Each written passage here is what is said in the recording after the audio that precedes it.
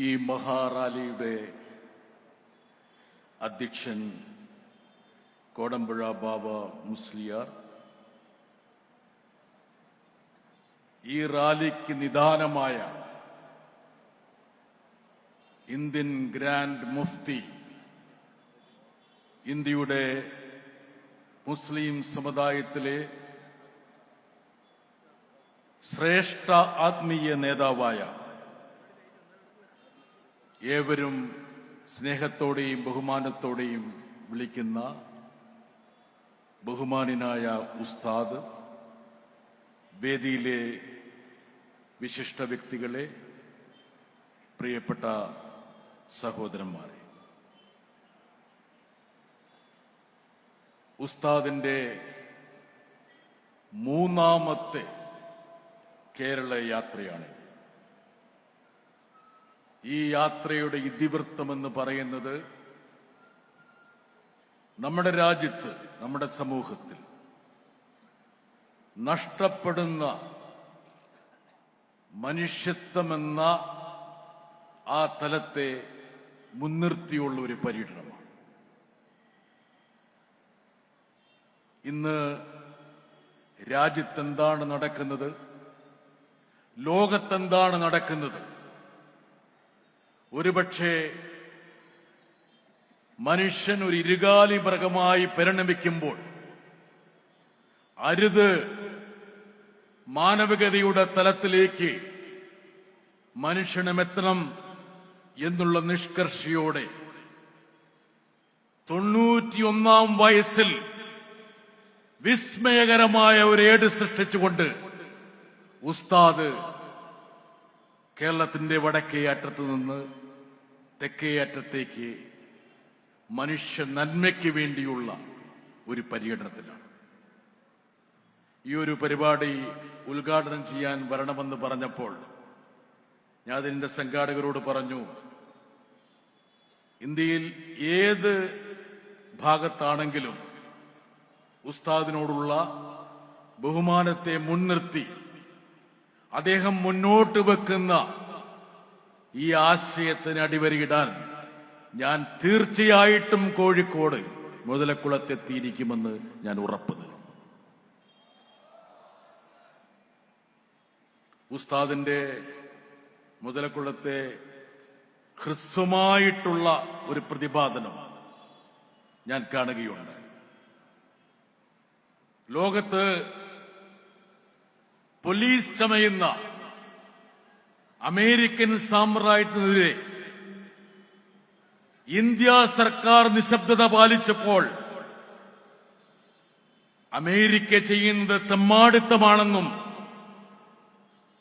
അക്രമിയുടെ പക്ഷത്ത് നിൽക്കാൻ പാടില്ല എന്നും ജനാധിപത്യത്തിന്റെ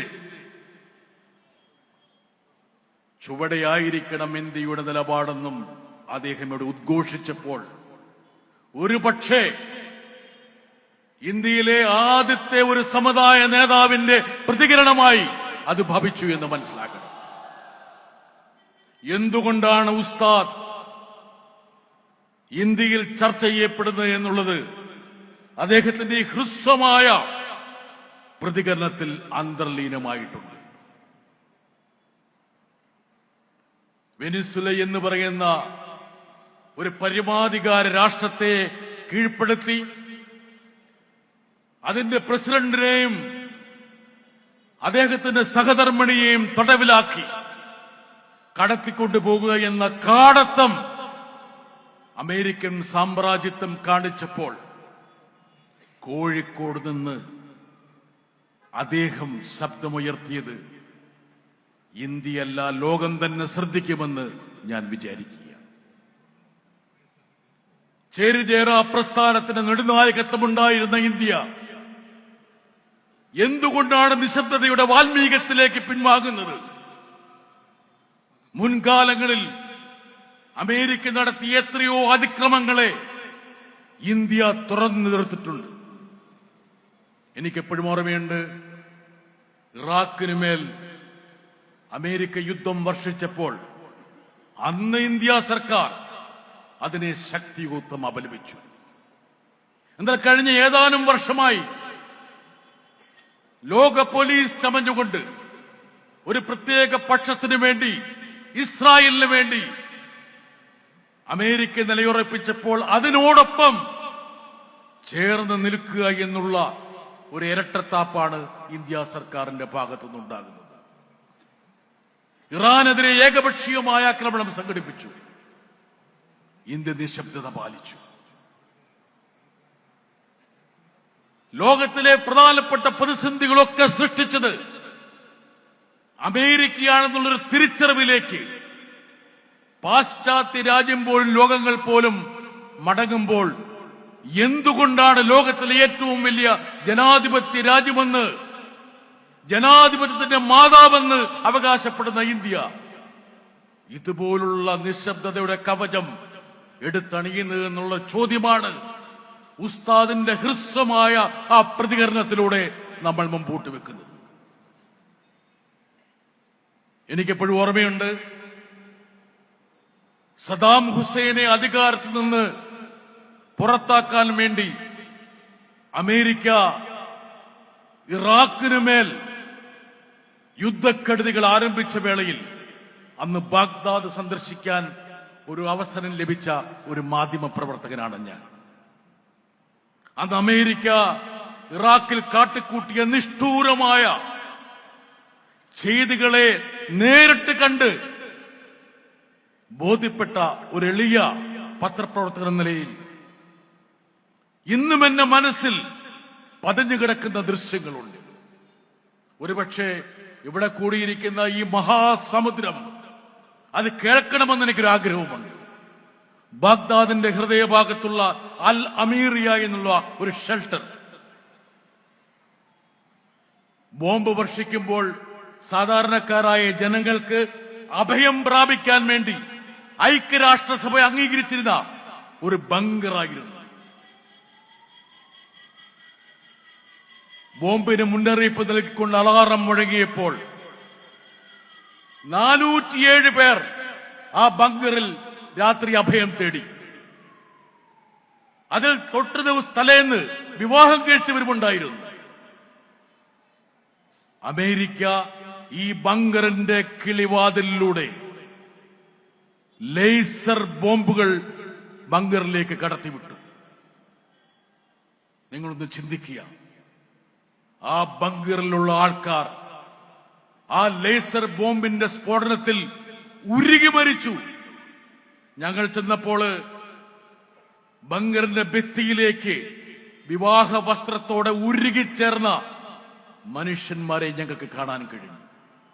അത്രത്തോളം പൈശാചികമായ ഒരുപാട് ചെയ്തികളിലൂടെ ഈ ലോകത്തെ വരിഞ്ഞു മുറുക്കുന്ന അമേരിക്കക്കെതിരെ എന്തുകൊണ്ട് ഇന്ത്യ ഗവൺമെന്റ് ശബ്ദിക്കുന്നില്ല എന്നുള്ള ചോദ്യം മുതലക്കുളം മൈതാനിയിൽ നിന്ന് ഉയരുമ്പോൾ അത് കേവലപരമായ ഒരു സമുദായത്തിന്റെ ശബ്ദമല്ല, ഒരു രാജ്യത്തെ, ഒരു സമൂഹത്തെ നയിക്കേണ്ട ഒരു ആത്മീയ ശ്രേഷ്ഠൻ അർത്ഥവത്തായ രീതിയിൽ മുന്നോട്ട് വെക്കുന്ന ഒരു മുന്നറിയിപ്പാണ് എന്നുള്ളത് ലോകം തിരിച്ചറിയണം. ഒരു പൊതുപ്രവർത്തകൻ എന്ന നിലയിൽ, ഒരു പാർലമെന്റ് അംഗമെന്ന നിലയിൽ ഇന്ത്യയിൽ എന്താണ് സംഭവിക്കുന്നത് എന്ന് നേരിട്ട് കാണാനുള്ള ഭാഗ്യമോ നിർഭാഗ്യമോ ഉള്ളൊരു വ്യക്തിയാണ്. ഒരുപക്ഷെ കേരളത്തിലെ മാധ്യമങ്ങൾ റിപ്പോർട്ട് ചെയ്യാതെ പോയ ചില കാര്യങ്ങളുണ്ട്. കഴിഞ്ഞ ദിവസം ബറേലിയിൽ, ഉത്തർപ്രദേശിലെ ബറേലിയിൽ ഒരു നഴ്സിംഗ് വിദ്യാർത്ഥിനി തന്റെ ജന്മദിനം ആഘോഷിക്കാൻ വേണ്ടി സഹപാഠികളെ ഒരു കഫേയിലേക്ക് ക്ഷണിച്ചു. ഒരു നഴ്സിംഗ് വിദ്യാർത്ഥിനി. ആ കുട്ടി ക്ഷണിച്ചവരുടെ പട്ടികയിൽ 2 മുസ്ലിം യുവാക്കളുണ്ടായിരുന്നു. ഒരു ഹിന്ദു പെൺകുട്ടി തന്റെ ജന്മദിനം ആഘോഷിക്കാൻ വേണ്ടി വിളിച്ചവരിൽ 2 മുസ്ലിം ചെറുപ്പക്കാർ ഉണ്ടെന്ന ഒരു കാരണത്താൽ വർഗീയ തിമിരം പൂണ്ട കാബാലികർ ആ കഫയിലേക്ക് ഇരച്ചു കയറി ആ കഫയെ അടിച്ചു തകർത്തു. ആ 2 മുസ്ലിം ചെറുപ്പക്കാരെയും അതിശക്തമായ പീഡനത്തിന് ഇരയാക്കി. ബറേലിയിൽ പോയ മാധ്യമപ്രവർത്തകരോട് വിധിപ്പിക്കൊണ്ട് ആ ഹിന്ദു പെൺകുട്ടി പറഞ്ഞു, എന്റെ സുഹൃത്തുക്കളെ തിരഞ്ഞെടുക്കുമ്പോൾ ഞാനിനി മതം നോക്കണോ? ആ പ്രാകൃതമായ പ്രാചീനമായ ആ കാലഘട്ടത്തിലേക്ക് ഈ ആധുനിക യുഗത്തിൽ നമ്മൾ മടങ്ങേണ്ടി വരുമോ എന്ന പെൺകുട്ടി വിതിമ്പിക്കൊണ്ട് മാധ്യമപ്രവർത്തകരോട് ചോദിച്ചു. ഒരുപക്ഷെ മതത്തിന്റെയും ജാതിയുടെയും കള്ളുകളിലേക്ക് കേരളത്തിലെ ജനത പോലും ഒതുങ്ങാൻ പാടില്ല എന്ന നിശ്ചയദാർഢ്യത്തോടെയാണ് മനുഷ്യർക്കൊപ്പം എന്നുള്ള ഈ മുദ്രാവാക്യം മുഴക്കിക്കൊണ്ട് ഇന്ത്യയുടെ ഗ്രാൻഡ് മുഫ്തിയായ ഉസ്താദ് ഈ കേരള പര്യടനം നടത്തുന്നത്. അതിനർത്ഥം കേരളം തീർത്തും സുരക്ഷിതമാണെന്നല്ല. വർഗീയതയുടെ വിഭജനത്തിന്റെ ഒരുപാട് പരുന്തുകൾ നമ്മുടെ അന്തരീക്ഷത്തിൽ റാഗിപ്പറക്കുന്നുണ്ട്. നമ്മൾ നെഞ്ചോട് ചേർത്ത് പിടിക്കുന്ന സാഹോദര്യത്തിന്റെ മതമൈത്രിയുടെ മൂല്യങ്ങളെ സംരക്ഷിക്കണമെങ്കിൽ ഉസ്താദിനെ പോലുള്ള ആൾക്കാർ മുമ്പോട്ട് വെക്കുന്ന മുദ്രാവാക്യങ്ങൾക്ക് പതാകയേന്താൻ ഇനിയും 10,000 ഈ സംസ്ഥാനത്ത് വേണമെന്നുള്ളത് നിങ്ങളെ ഞാൻ ഓർമ്മിപ്പിക്കുകയാണ്. കഴിഞ്ഞ ദിവസം റായ്പൂരിൽ ഇത് ഒരുപക്ഷെ കേരളത്തിലെ മാധ്യമങ്ങൾ റിപ്പോർട്ട് ചെയ്യാത്തൊരു കാര്യമാണ്. ഇവിടെ മാധ്യമപ്രവർത്തകർ ഇരിക്കുന്നുണ്ട്, അതുകൊണ്ട് അവരും കൂടെ കേൾക്കാൻ വേണ്ടി പറയുകയാണ്. ക്രിസ്മസ് ദിവസം ഛത്തീസ്ഗഡില് ക്രിസ്മസ് ദേവാലയങ്ങളും ക്രിസ്മസ് പാപ്പയും നക്ഷത്രങ്ങളൊക്കെ അടിച്ചു തകർക്കപ്പെട്ടു. ഏതാനും പേരെ പേരിന് റായ്പൂരിൽ ജയിലിലാക്കി. അവര് ജയിലിൽ നിന്ന് ഇറങ്ങിയപ്പോൾ കഴിഞ്ഞ ദിവസം ജബൽപൂരില്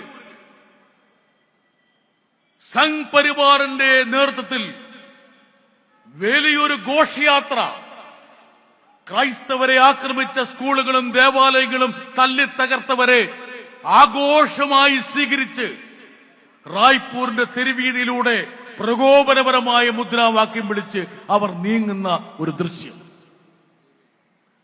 അവർ വിളിച്ച ഒരു മുദ്രാവാക്യത്തോടൊപ്പം ഒരു കീർത്തനവും ഉണ്ടായിരുന്നു. മഹാത്മാഗാന്ധിക്ക് ഏറ്റവും ശ്രേഷ്ഠമായിട്ടുള്ളൊരു കീർത്തനമാണ്. രഘുപതി രാഘവ രാജാറാം പതീത പാവന സീതാറാം. രാമനെ സ്തുതിക്കുന്ന ഒരു കീർത്തനമാണ്. പക്ഷേ ഈ കീർത്തനത്തിൽ ഒരു വരി കൂടി മഹാത്മാഗാന്ധി സ്വാതന്ത്ര്യ പ്രക്ഷോഭകാലത്ത് എഴുതി ചേർത്തിരുന്നു. ഈശ്വർ അല്ലാ തേരാ നാം സബ്കോ സന്മതി ദോ ഭഗവാൻ. ഈശ്വരനും അള്ളയും ഒക്കെ ഒന്നാണ്, ഏവർക്കും സദ്ബുദ്ധി കൂടി നൽകണമെന്നുള്ള മഹാത്മാഗാന്ധിയുടെ ആ സാഹോദര്യത്തിന്റെ മതമൈത്രിയുടെ ആ ഗാനം പോലും കീർത്തനം പോലും ഇന്ന് വർഗീയവാദികൾ തങ്ങളുടെ വിഭജനത്തിന് വേണ്ടി ഉപയോഗിക്കുന്ന തലത്തിലേക്ക് ഇന്ത്യൻ രാഷ്ട്രീയം മാറുന്നു എന്നുള്ളതാണ് നമ്മുടെ മുമ്പിലെ ഏറ്റവും പ്രധാനപ്പെട്ട യാഥാർത്ഥ്യം. മഹാത്മാഗാന്ധിയുടെ പേരിലുള്ള ദേശീയ തൊഴിൽദാന പദ്ധതി അസ്തമിച്ചു കഴിഞ്ഞിരിക്കുന്നു. പാർലമെന്റ് സമ്മേളനത്തിൽ നിങ്ങൾ കണ്ടിട്ടുണ്ടാകാം, ജി റാം ജി എന്ന പേരിൽ മഹാത്മാഗാന്ധിയെ രണ്ടാമത് വധിക്കുന്ന രംഗം. RSS വിഭാവനം ചെയ്ത മതരാഷ്ട്രത്തിന് വിരുദ്ധമായി ഒരു മതനിരപേക്ഷ ഭരണകൂടത്തിന് വേണ്ടി മഹാത്മാഗാന്ധി നിലകൊണ്ടു എന്ന ഒറ്റ പേരിലാണ് സംഘ് പരിവാർ അദ്ദേഹത്തെ വെറുക്കുന്നത്. അദ്ദേഹത്തെ വധിച്ചത് തന്നെ അതിന്റെ പേരിലാണ്. മഹാത്മാഗാന്ധിയുടെ പേരക്കിടാവായിട്ടുള്ള രാജ്മോഹൻ ഗാന്ധിയുടെ ഒരു പുസ്തകമുണ്ട്. അദ്ദേഹം പറഞ്ഞു, ജീവിച്ചിരുന്നപ്പോൾ മഹാത്മാഗാന്ധി നൽകിയ സന്ദേശത്തേക്കാൾ വലിയ സന്ദേശം തന്റെ മരണത്തിലൂടെ നൽകി എന്നുള്ളത്. ഒരുപക്ഷെ ഇവിടെ ഇരിക്കുന്ന എന്റെ സഹോദരന്മാർക്ക് അറിയാത്തൊരു കാര്യം കൂടി പറയാം. താൻ വധിക്കപ്പെടുന്നതിന് 2-3 ദിവസം മുമ്പ് അദ്ദേഹം സന്ദർശിച്ചത് ഡൽഹിയുടെ പ്രാന്തപ്രദേശത്തുള്ള മെഹ്റോളിയിലെ മെഹ്റോളി ദർഗയിലായിരുന്നു. ഇന്ത്യ വിഭജനത്തെ തുടർന്ന് ആ ദർഗ ആക്രമിക്കപ്പെട്ടു. കുത്തബ്ദീൻ ബക്തിയാർ കാക്കി ദർഗ പുനർനിർമ്മിക്കാൻ വേണ്ടി 50,000 രൂപ നൽകണമെന്ന് മഹാത്മാഗാന്ധി ആ സന്ദർശനത്തിന് ശേഷം ജവഹർലാൽ നെഹ്റുവിനോട് അപേക്ഷിച്ചു. ഇന്ത്യ സ്വാതന്ത്ര്യം കിട്ടി ആഘോഷ തിമിർപ്പിലായിരുന്ന ഘട്ടത്തിൽ നഗ്നപാതനായി കൽക്കത്തയുടെ തെരുവാറുകളിലൂടെ ഹിന്ദുക്കളും മുസ്ലിങ്ങളും ഒരുമിച്ച് നിൽക്കണമെന്നുള്ള ആഹ്വാനം നടത്തിക്കൊണ്ട് അദ്ദേഹം അലഞ്ഞു തിരിയുകയായിരുന്നു. ഇന്ത്യയുടെ ദുരന്തത്തിന് വഴിവെച്ച ഒരുപാട് കലാപങ്ങൾ നേരിട്ട് കണ്ട ഒരു എളിയ മാധ്യമ പ്രവർത്തകനാണ്. ഇപ്പോഴും ഇന്ത്യയെക്കുറിച്ച് ചർച്ച ചെയ്യുന്ന സമയത്ത് എന്റെ മനസ്സിലേക്ക് വരുന്നത് 1992 ഡിസംബർ 6 500 വർഷക്കാലം ഇന്ത്യയുടെ മതനിരപേക്ഷതയുടെ പ്രതീകമായി തലയുയർത്തി നിന്ന ബാബറി മസ്ജിദിന്റെ താഴികക്കുടങ്ങൾ ധൂളികളായി അന്തരീക്ഷത്തിൽ ലയിക്കുന്ന ഒരു രംഗമാണ്. അന്ന് ബഹുമാനരായ സായിമാരെ ഞാൻ എഴുതിയ ഒരു വരിയുണ്ട്. ഫൈസാബാദിൽ നിന്ന് അയോധ്യയിലേക്ക് പുലർച്ചെ ഞങ്ങളെപ്പോലുള്ള മാധ്യമ പ്രവർത്തകർ യാത്ര ചെയ്തപ്പോൾ അത് മതനിരപേക്ഷ ഭാരതത്തിന്റെ ചരമക്കുറിപ്പ് എഴുതാൻ വേണ്ടിയുള്ള ഒരു യാത്രയായിരിക്കുമെന്ന് ഞങ്ങളാരും നനച്ചിരുന്നില്ല എന്ന്. ഇന്ത്യ ഇരുണ്ട യുഗത്തിലേക്ക് പ്രവേശിക്കുന്നു എന്ന് ഞങ്ങളെപ്പോലുള്ള മാധ്യമ പ്രവർത്തകർ എഴുതി. ഇന്ന് എവിടേക്കാണ് ഇന്ത്യ എത്തിയിരിക്കുന്നത്? മണിപ്പൂർ കത്തിക്കൊണ്ടിരിക്കുമ്പോൾ പ്രധാനമന്ത്രി അവിടേക്കൊന്നും പോയില്ല. ബാബറി മസ്ജിദ് തകർത്ത സ്ഥലം തകർത്തവർക്ക് തന്നെ നൽകിക്കൊണ്ടുള്ള ഒരു സുപ്രീം കോടതി വിധി വന്നു. ആ സുപ്രീം കോടതി വിധിയെ നമ്മളെല്ലാം മാനിക്കുന്നു, കോടതിയെ നമ്മളെല്ലാം ആദരിക്കുന്നു. എന്നാൽ ഇന്ത്യയുടെ പ്രധാനമന്ത്രി ക്ഷേത്രത്തിന്റെ പ്രാണപ്രതിഷ്ഠയ്ക്ക് പോയപ്പോൾ ഇന്ത്യൻ പാർലമെന്റിൽ എഴുന്നേറ്റ് നിന്ന് ഞാൻ പറഞ്ഞു, പ്രധാനമന്ത്രിയിൽ അർപ്പിതമായിരിക്കുന്ന ഉത്തരവാദിത്വം എന്ന് പറയുന്നത് പൗരന്മാർക്ക് പ്രാണൻ നിലനിർത്തുക എന്നുള്ളതാണ്. ദൈവങ്ങൾക്ക് പ്രാണൻ കൊടുക്കേണ്ട ഒരു ദൗത്യവും പ്രധാനമന്ത്രിയിൽ ഭരണഘടന അനുശാസിക്കുന്നില്ല. കാശ്മീരിലും മണിപ്പൂരിലും എന്തിനേറെ ഉത്തർപ്രദേശിലും ഉത്തരേന്ത്യയിലും ന്യൂനപക്ഷങ്ങളുടെ നെഞ്ചിലൂടെ ബുൾഡോസറുകൾ കടന്നു പോകുമ്പോൾ അതിനെതിരെ ഖമാതൊരു വാക്കുത്തിരിക്കാതെ ദൈവങ്ങൾക്ക് പ്രാണൻ കൊടുക്കാൻ പോകുന്നത് പ്രധാനമന്ത്രിയിൽ അർപ്പിതമായിരിക്കുന്ന ദൗത്യമല്ല എന്നും പ്രധാനമന്ത്രി ഉൾപ്പെടെയുള്ള ആൾക്കാർ വിളിക്കുന്ന രാമൻ എന്നത് യഥാർത്ഥത്തിൽ അവരുടെ രാമനല്ല എന്നും രാമൻ എന്ന് പറയുന്നത് സ്നേഹത്തിന്റെയും അനുതാപത്തിന്റെയും സൗഹാർദ്ദത്തിന്റെയും സാഹോദര്യത്തിന്റെയും മഹാത്മാഗാന്ധിയുടെ രാമനാണെന്നും ഞാൻ പാർലമെന്റിൽ എഴുന്നേറ്റ് പ്രസംഗിച്ചു. ഒരുപക്ഷെ ജോൺ ബ്രിട്ടാസ് എന്നുള്ള ഒരു സാധാരണക്കാരനായ ഒരു പൊതുപ്രവർത്തകന് അങ്ങനെ സംസാരിക്കാൻ വേണ്ടി ഒരു തന്റേടവും ആർജവും കിട്ടിയത് ഉസ്താദിനെ പോലുള്ള ആൾക്കാർ ഉഴുതു മറിച്ച മതനിരപേക്ഷതയുടെ ഈ കേരള ഭൂമിയാണെന്ന് എനിക്ക് തന്റെ ഇടത്തോടുകൂടി പറയാൻ പറ്റും. ഈ കേരളം എനിക്ക് നൽകിയിരിക്കുന്ന ദിശാബോധവും നിശ്ചയദാർഢ്യവുമാണ്. ഒരുപക്ഷെ പാർലമെന്റിൽ എഴുന്നേറ്റ് നിന്ന് പിന്നോക്കക്കാർക്കും ന്യൂനപക്ഷങ്ങൾക്കും ദളിതർക്കും വേണ്ടി സംസാരിക്കാൻ എനിക്ക് കരുത്ത് പകരുന്നത്. ഈ ബുൾഡോസർ എന്ന് പറയുമ്പോൾ അതിപ്പോൾ ഉത്തരേന്ത്യയിൽ മാത്രമാണെന്ന് നിങ്ങൾ ധരിക്കണ്ട. റഹീം സാഹിബ്, നമ്മുടെ അയൽ സംസ്ഥാനമായിട്ടുള്ള കർണാടകയിലേക്ക് എത്തിയിട്ടില്ലേ ബുൾഡോസർ? ഇല്ലേ? ബാംഗ്ലൂരില് ഡിസംബറിന്റെ ശൈത്യത്തിൽ പുലർവേളയിൽ ഒരു മുന്നറിയിപ്പും നൽകാതെ 200 ഭവനങ്ങളെ ഉഴുതുമറിച്ചുകൊണ്ട് ബുൾഡോസറുകൾ കടന്നുപോയി. ബുൾഡോസറിന് സെക്കുലർ ബുൾഡോസർ എന്നുള്ള പേരൊന്നുമില്ല. അങ്ങനെ ചില ആൾക്കാര്, അല്ലോട് റഹീം സാഹിബ്, അങ്ങനെ ആൾക്കാരെ വിശേഷിപ്പിക്കാൻ വേണ്ടി ശ്രമിച്ചു. ഒരു മുന്നറിയിപ്പാണ്. നമ്മുടെ അയൽ സംസ്ഥാനത്തേക്ക് പോലും ബുൾഡോസറുകൾ എത്തുന്നുണ്ട്. ഒരുപക്ഷെ ഇതൊക്കെ നമുക്ക് മുന്നറിയിപ്പുകൾ നൽകേണ്ടിയിരിക്കുന്നു. ഞാന് കഴിഞ്ഞ പ്രാവശ്യം ഉസ്താദിന്റെ ഒരു പരിപാടിക്ക് വേണ്ടിയിട്ട് കാന്തപുരത്ത് ഇവിടെ എത്തിയിരുന്നു, മർക്കസിൽ. ആ പരിപാടി കഴിഞ്ഞ ശേഷം ഞാൻ മർക്കസിൽ പോയി വിദ്യാർത്ഥികളുമായിട്ട് സംവദിച്ചു ഒരു 2 മണിക്കൂർ. എനിക്ക് അത്ഭുതം തോന്നി. എന്താ കാരണം എന്ന് വെച്ചാൽ ഇന്ത്യയുടെ എല്ലാ ഭാഗത്തു നിന്നുള്ള വിദ്യാർത്ഥികൾ, അതിലൊരു 20-25ഓളം കാശ്മീരിൽ വന്ന കുട്ടികളുമായിട്ട് ഞാൻ സംവദിച്ചു.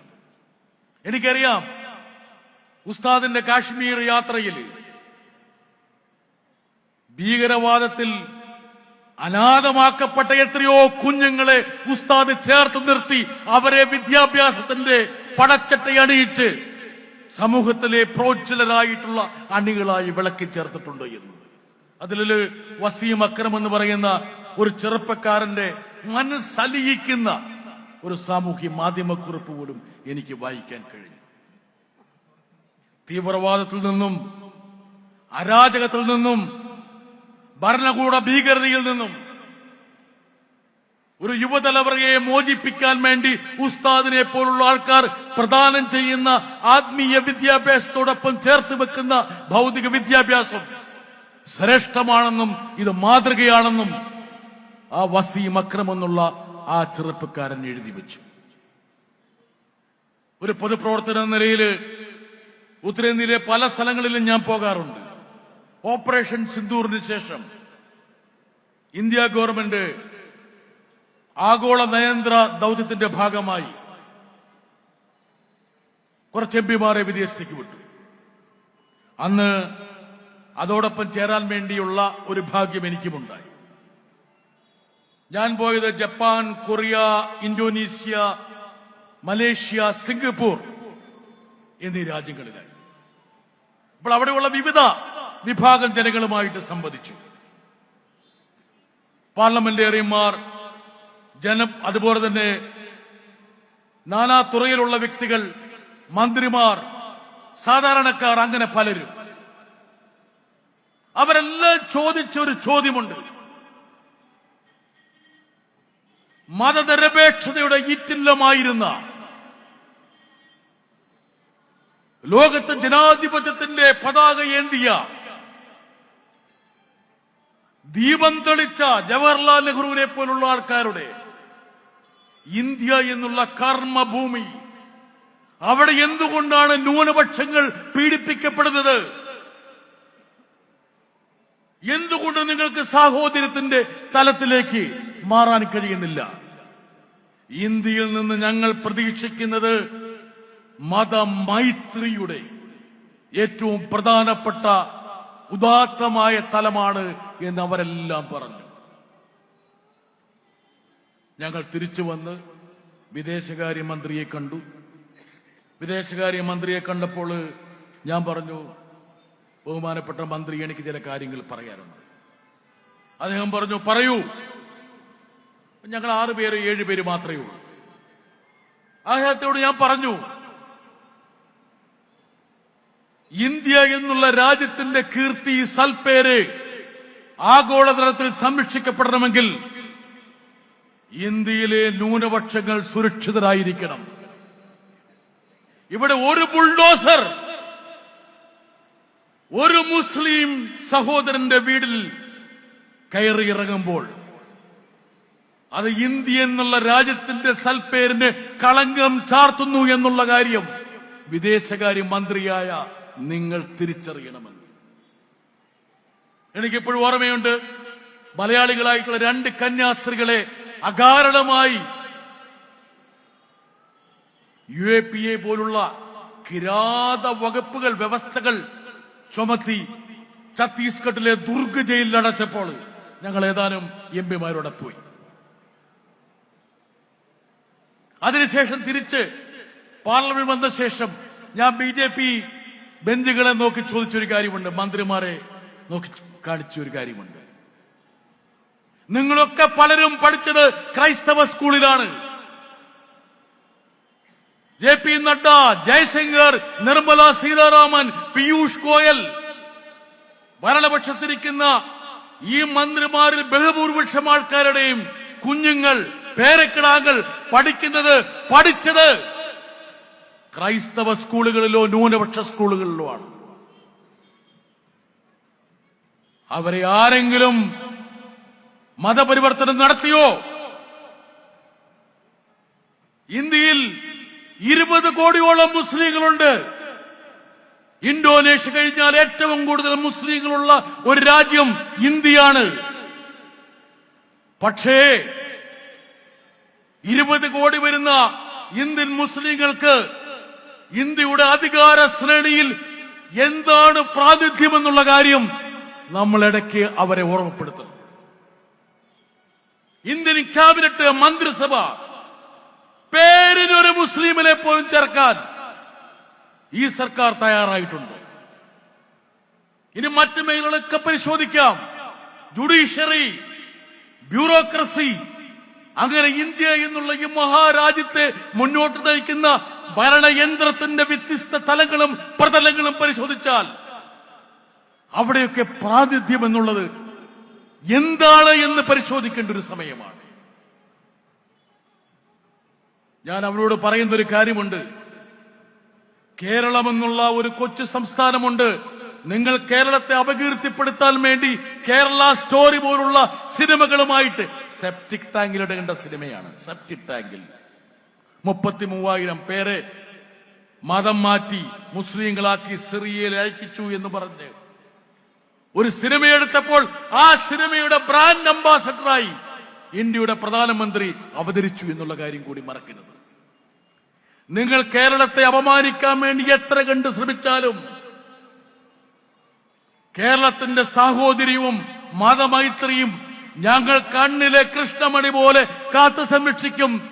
നിങ്ങൾ കേരളത്തെ വിഭജിക്കാൻ വേണ്ടി കേക്കുമായി അരമനകൾ കയറി നിറങ്ങിയാലും ഞങ്ങൾ അതിൽ പതറില്ല എന്ന് പറയാനുള്ള എന്റെ മനസ്സിൽ ഏറ്റവും പ്രധാനപ്പെട്ട കാരണങ്ങളിൽ ഒന്ന് എന്ന് പറയുന്നത് മനുഷ്യർക്കൊപ്പം നടക്കുന്ന ഇതുപോലുള്ള ആത്മീയ വര്യന്മാരാണ്.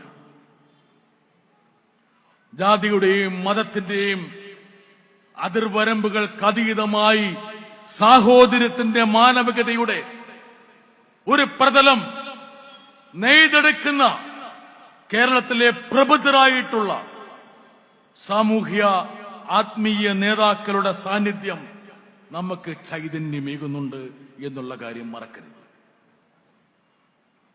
ഇവിടെ ഇനിയും ഒരുപാട് പേർ പ്രസംഗിക്കാറുണ്ട്. പക്ഷേ ഞാൻ എന്റെ ഉദ്ഘാടന പ്രസംഗം അവസാനിപ്പിക്കുമ്പോൾ ഒരു കാര്യം പറയാം.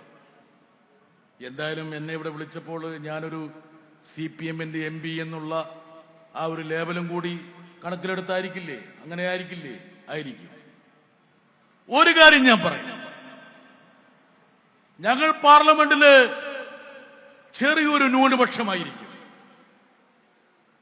പക്ഷേ ന്യൂനപക്ഷങ്ങളുടെയും പിന്നോക്കക്കാരുടെയും ദളിതരുടെയും പീഡിപ്പിക്കപ്പെടുന്നവരുടെയും ഉറച്ച ശബ്ദമായി അവസാന ശ്വാസം വരെ ഞങ്ങളെ പോലുള്ളവർ അവിടെ ഉണ്ടാകുമെന്നുള്ള ഒരു ഉറപ്പ് ഈ മുതലക്കുളത്തെ ഈ ജനാവലിക്ക് ഞാൻ നൽകുകയാണ്. കേരളത്തിലെ സാഹോദര്യവും മതമൈത്രിയും സംരക്ഷിക്കാനുള്ള ഏറ്റവും കരുത്തുള്ള പടച്ചട്ടയായി ഇടതുപക്ഷം എന്നും നിലകൊണ്ടിട്ടുണ്ട്, ഇന്നും നിലകൊള്ളുന്നു, നാളെയും ഞങ്ങൾ നിലകൊള്ളും എന്നുള്ള കാര്യം ഇവിടെ ഈ വേദിയിൽ വെച്ച് ഞാൻ പ്രഖ്യാപിക്കുകയാണ്. എന്തെങ്കിലും തരത്തിൽ നിങ്ങൾക്കൊരു സന്ദേഹമുണ്ടെങ്കിൽ ആ സന്ദേഹം മാറ്റിവെച്ചു. ഇനി ഇതൊക്കെ നിങ്ങളുടെ വോട്ട് മേടിക്കാൻ വേണ്ടി ജോൺ ബ്രിട്ടാസ് പറയുന്നതാണെന്ന് ചിന്തിക്കേണ്ട. നിങ്ങൾ വോട്ട് ചെയ്താലും ചെയ്തില്ലെങ്കിലും നിങ്ങളോടൊപ്പം നിലയുറപ്പിക്കുക എന്നുള്ളത് ഞങ്ങളുടെ ഏറ്റവും പ്രധാനപ്പെട്ട ദൗത്യങ്ങളിലൊന്നാണ്. സമർപ്പിതമായ ദൗത്യമാണ്. അതാരും ഞങ്ങളിൽ നിക്ഷേപിക്കുന്ന ഒരു ദൗത്യമല്ല. ഞങ്ങൾ നെഞ്ചോട് ചേർത്ത് പിടിക്കുന്ന ഏറ്റവും പ്രധാനപ്പെട്ട ഒരു ലക്ഷ്യമായിട്ടാണ് ഞങ്ങൾ ഇതിനെ കാണുന്നത്. ഇവിടെ നമ്മളെല്ലാം ഒന്നാണ് എന്ന് വിശ്വസിക്കുന്ന ഒരാളാണ്. ഈ ഒന്ന് എന്ന് പറയുന്നത് കേരളത്തിന്റെ നന്മയെ, കേരളം ആർജിച്ച മഹത്തരമായ ഈ പന്താവിനെ സംരക്ഷിക്കാനുള്ള ഒരു പടപ്പുറപ്പാടിലാണ് നമ്മളെല്ലാം. വിവേകാനന്ദ സ്വാമി കേരളം സന്ദർശിച്ചപ്പോൾ അദ്ദേഹം ഈ നാടിനെ വിശേഷിപ്പിച്ചത് ഭ്രാന്താലയമെന്നാണ്. ആ ഭ്രാന്താലയത്തിൽ നിന്ന് സാഹോദര്യത്തിന്റെ ഏറ്റവും പ്രധാനപ്പെട്ട വിളക്കുമാടമായി കേരളം മാറിയിട്ടുണ്ടെങ്കിൽ ആ ദീപത്തെ സംരക്ഷിക്കാനുള്ള ഉത്തരവാദിത്തം നിങ്ങളിലും എന്നിലും നിക്ഷിപ്തമായിരിക്കുന്നു എന്നുള്ള ഒരു ഓർമ്മപ്പെടുത്തൽ കൂടിയാണ് ഉസ്താദിന്റെ ഈ കേരള യാത്ര എന്നുകൂടി പറഞ്ഞുകൊണ്ട് ഈ മഹാറാലി ഔപചാരികമായി ഉദ്ഘാടനം ചെയ്യുന്നു. ഉസ്താദിന്റെ ദീപ്തമായിട്ടുള്ള ഈ യാത്ര കേരള സമൂഹത്തെ സ്ഫുടം ചെയ്തെടുക്കട്ടെ എന്ന് ആശംസിച്ചുകൊണ്ട് ഞാൻ എന്റെ വാക്കുകൾ നിർത്തുന്നു. നന്ദി, നമസ്കാരം.